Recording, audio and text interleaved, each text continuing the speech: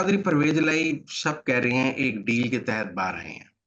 हम नहीं कह रहे। देखें, आने के बाद जो उनकी मुसलसल खामोशी थी, सिर्फ एक शादी की तकरीब में उन्होंने एक फ़िक्रा कहा कि मैं इमरान खान के साथ हूँ, और उसके साथ भी बाद भी लंबी खामोशी है। वो गुजरात गए ईद पर, रवायती तौर पर जब वो ईद पर गुजरात जाते हैं, सहाफ़ियों से मिलते हैं, लोगों से मिलते हैं।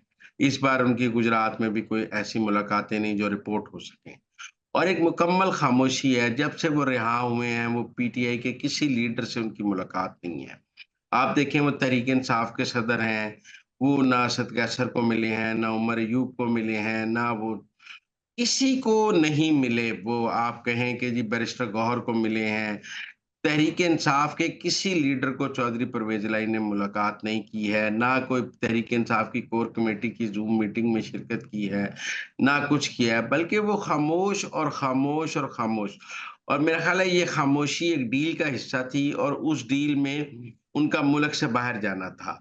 इस वक़्त मोनस ऑलरेडी मुल्क से बाहर हैं, उनकी बाकी सारी फैमिली के नाम ईसीएल से निकाले जा रहे हैं।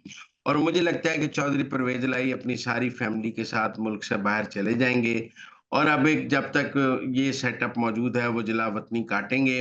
बाहर बैठकर कोई सियासत जितनी वो कर सकते हैं, वो बाहर से बयानात देते रहें, या वहाँ भी खामोशी रखें। लेकिन अभी उनकी जो सेटलमेंट है, वो यही है कि वो पाकिस्तान से चले जाएँ और कोई सियासत ना करें। हम ये कह सकते हैं कि चौधरी परवेज़ इलाही और चौधरी मोनस इलाही ने वक़्ती तौर पर सियासत से किनारा-कशी इख्तियार कर ली है, क्योंकि जब वो तहरीक-ए-इंसाफ से फासले पैदा कर रही हैं, आप देखें ना, वो भी खामोश हैं। वो जो है मोनस भी, कोई ट्वीट उनका भी नहीं नज़र आता, कुछ भी नहीं होता। तो मेरे ख़्याल में वो भी ख़त्म हो गई है। तो ये ख़ानदान आहिस्ता-आहिस्ता अब सियासत से किनारा-कशी कर रहा है, और मुझे लगता है चौधरी शुजात का ख़ानदान जो है, वो अब गुजरात की सियासत सँभालेगा। जब चौधरी परवेज़ इलाही और मोनस इलाही गुजरात ही छोड़ जाएँगे, पाकिस्तान ही छोड़ जाएँगे, तो फिर उनका गुजरात की सियासत में क्या अमल दखल रह जाएगा?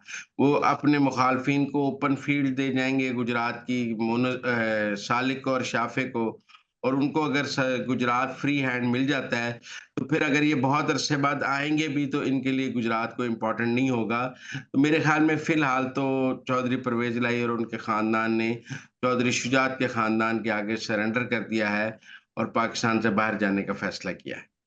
आगे बढ़ेंगे, कुछ बात करेंगे अहम फैसले से मुतालिक। तो अब फ़ोन टेपिंग की बाकायदा तौर पर इजाज़त दी जा चुकी है, इस मुतालिक आप क्या कहेंगे? देखिए, वो तो एक रियासती ज़रूरत थी कि फ़ोन को, ब बहुत सारे फ़ोन रियासत ने टेप करने भी होते हैं। लेकिन ये जो फ़ोन टेपिंग की जो इजाज़त है, ये कोई ऑडियो लीक्स के लिए काम नहीं आएगी।